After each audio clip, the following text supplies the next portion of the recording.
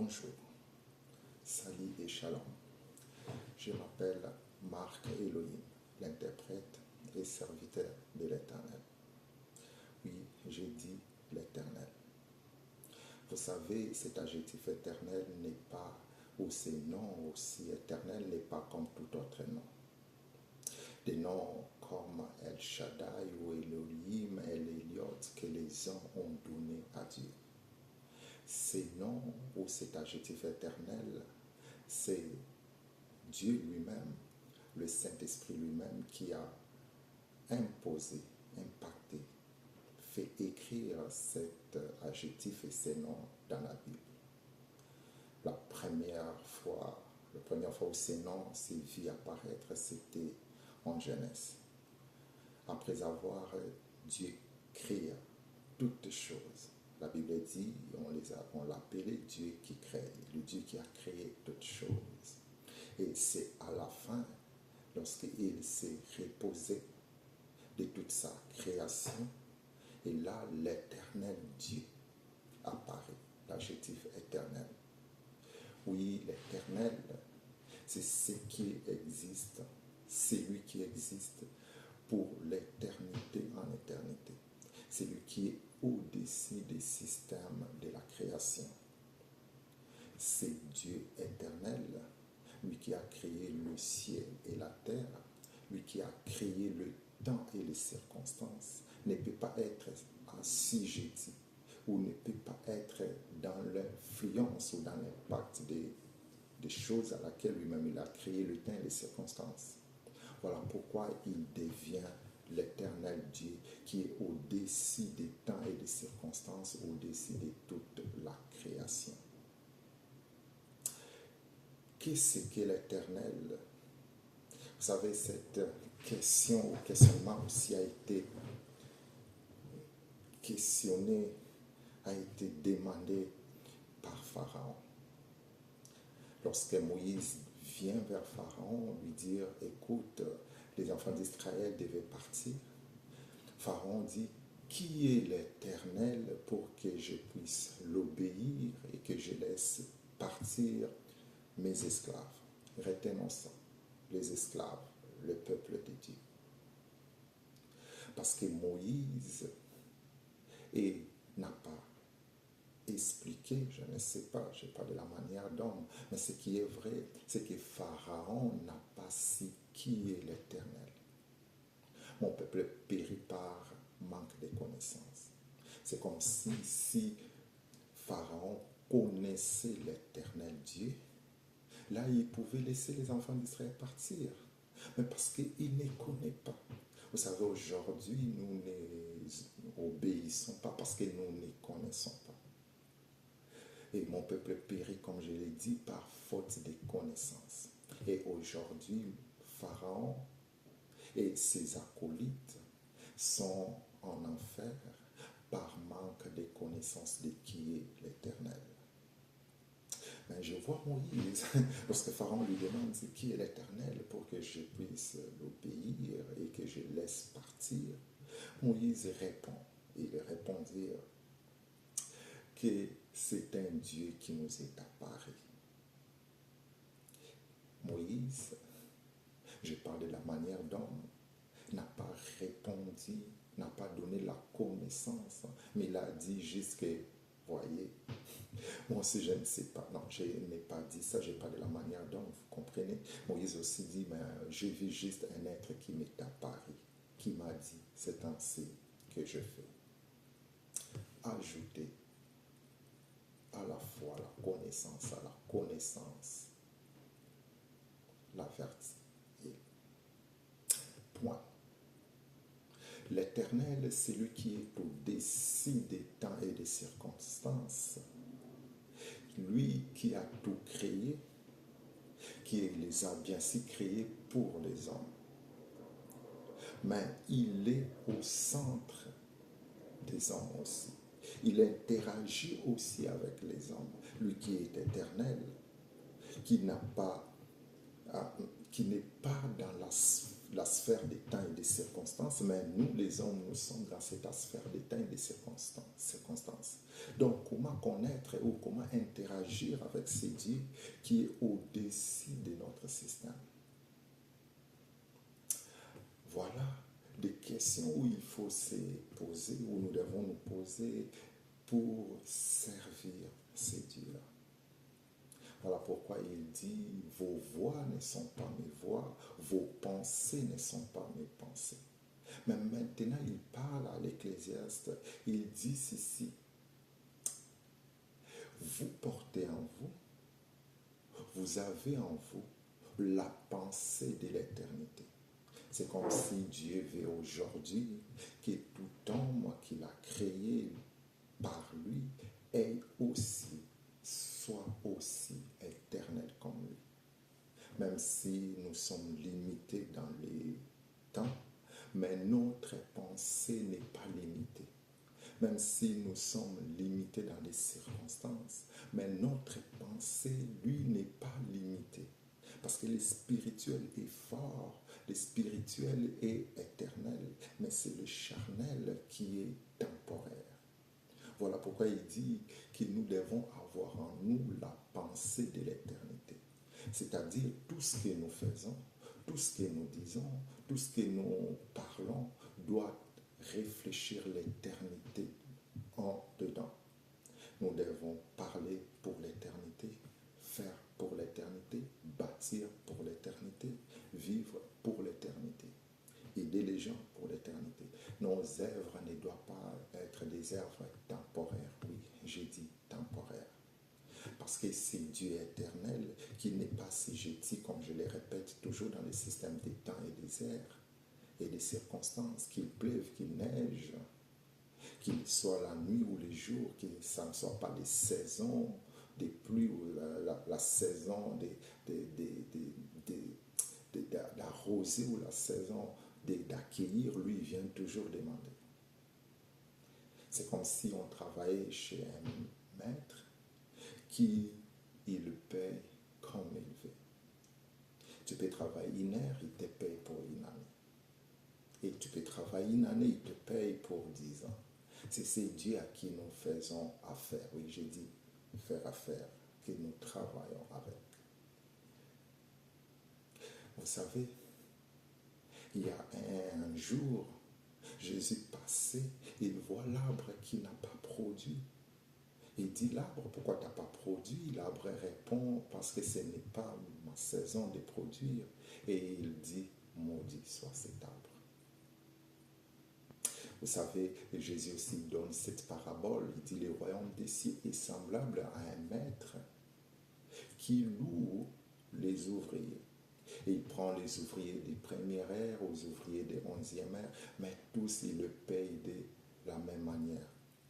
Et il dit, l'un d'entre eux, il dit, maître, mais pourquoi tu nous payes, nous qui avons travaillé plusieurs? Il dit, je suis un bon, je te donne ce qu'on a convaincu. Voilà le Dieu à qui nous faisons affaire.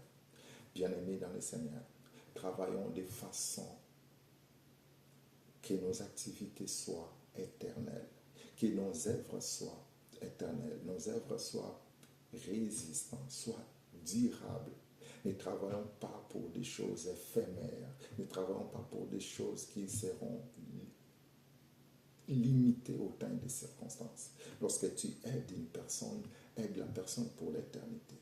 Lorsque tu vis, vis pour la pensée de l'éternité. Et là, le Dieu de toute éternité, il rendra, il te donnera ce qu'il te dit. Point. Vous savez, je parle de travailler, de servir et d'avoir l'activité à un Dieu éternel parce que nous aussi, nous avons la pensée éternelle. Alors, dans ces cas, nous sommes presque comme lui parce que l'esprit est éternel. Servir. Vous savez pourquoi servir? Parce que servir, Dieu lui-même répond que celui qui ne travaille pas ne mange non plus. Il dit les précieux trésors d'un homme, c'est son activité.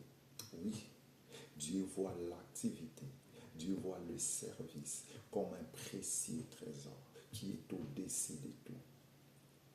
Parce qu'il voit que l'activité rend l'homme éternel.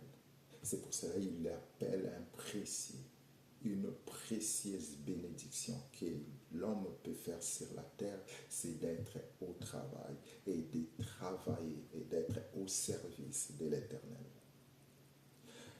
Parce que quand tu es au service de l'Éternel, tu seras rémunéré et tu seras pris en charge. Vous savez, un jour, Pierre qui était au service de l'Éternel, il marchait. Et on lui demande les impôts. Pourquoi on demande à Pierre l'impôt? Parce qu'il est sur la terre, mais il travaille pour l'Éternel. J'arrête là.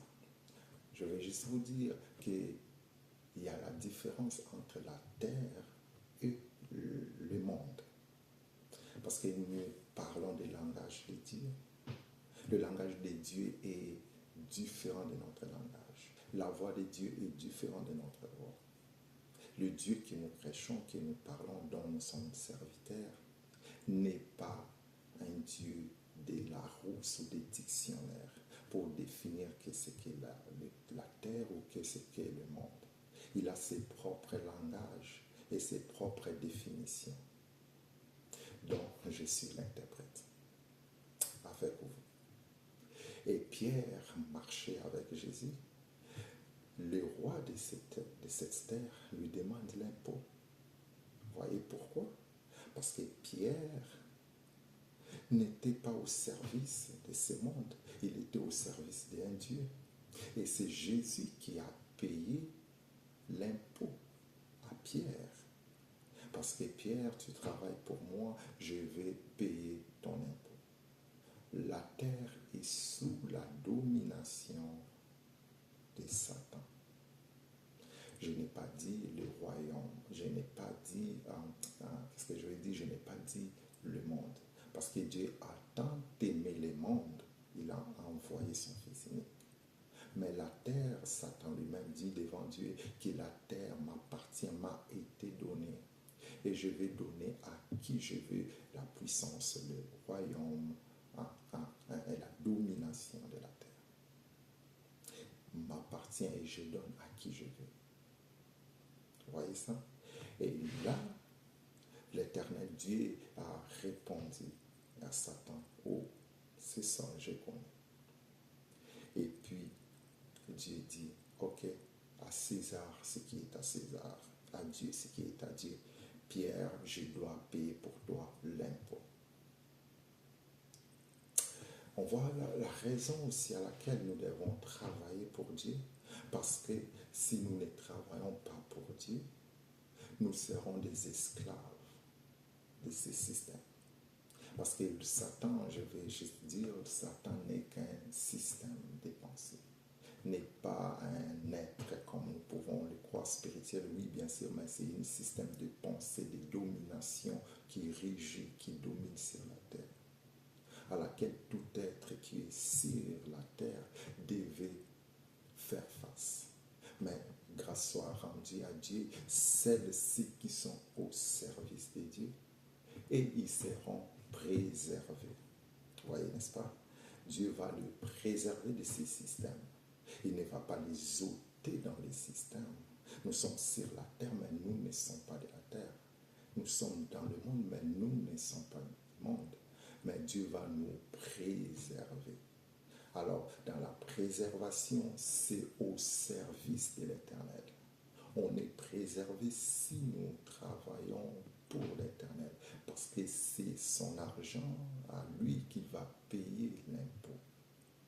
Vous savez l'histoire que vous connaissez bien sûr, l'histoire du peuple Gabaonite, qui est au service de Josué. Et lorsqu'il y a eu un problème de guerre, ils ont fait appel à Josué pour que Josué vienne répondre.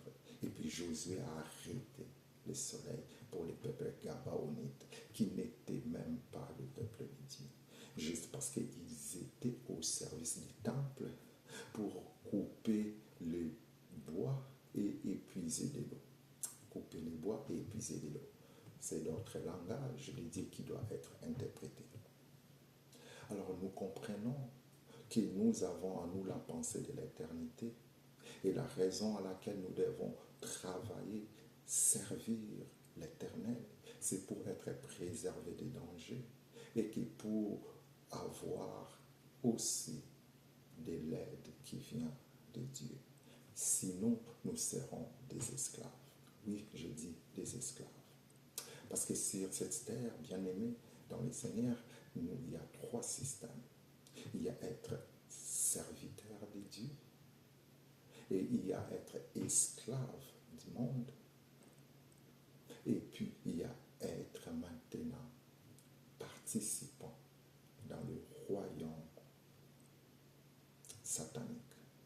C'est là où il y a ce qu'on parle de la marque des bêtes. Esclave, lui, il n'a pas même une parole. Lui, on entre chez lui, on prend ses enfants, on lui fait faire des longs travaux, on lui fait faire des choses parce que c'est un esclave. Et puis, un participant, lui, il va recevoir la marque de la bête. Et l'esclave et les participants de ces royaumes, tous deux sont les gens qui sont en dehors. Mais ceux qui ont choisi de servir un Dieu éternel et seront préservés de tous ces systèmes de ce monde. Et ils seront garantis d'une vie en abondance dans l'éternité. Parce qu'eux, ils travaillent dans une pensée éternelle. Ils font des œuvres pour que les œuvres ne puissent pas être temporaires. Ils marchent pour les œuvres éternelles. Il fait des biens d'une manière éternelle, non d'une manière temporaire. Point. On a parlé de l'éternité, de l'éternel. Nous avons parlé de la raison d'être serviteur de Dieu. C'est pour être préservé sur cette terre. Et puis, maintenant, l'interprète. Vous savez, je m'appelle Marc Elohim, l'interprète. Le langage de Dieu est différent du langage des hommes. La voix de Dieu est différente dans la voix des hommes. Notre Dieu, comme je l'ai dit tantôt, n'est pas assujetti au temps et aux circonstances, moins encore au dictionnaire ni Larousse. Il a ses propres langages. On appelle ça des langages spirituels. Employons des langages spirituels pour des choses spirituelles. Chaque article, chaque mot, chaque virgule dans la Bible a été conçu spirituellement pour être aussi interprété d'une manière spirituelle, non d'une manière de la rousse ou de la terre. Alors, par la connaissance de ces choses, c'est ainsi la Bible parle que si le langage n'est pas intelligible, l'homme devient. Cette langue-là est la langue des barbares. Si la langue n'est pas comprise, la langue est devenue la langue des barbares. Le parler en langue ne doit pas être de parler en langue des barbares, mais doit être parler des langues qui doit être accompagné par une interprétation. Le langage de Dieu doit être des langages compréhensibles, qui doit être accompagné par une interprétation, par un interprète, de façon que les hommes, le peuple de Dieu, soient édifiés et soient formés, soient portés dans la connaissance du royaume d'ici. Parce que c'est là où notre pensée, c'est là où nous irons. Et c'est là où nous serons rémunérés, non par rapport au système temporaire. Je vous remercie et je vous demande juste de pouvoir travailler pour la vie et la vie éternelle. Que Dieu vous bénisse.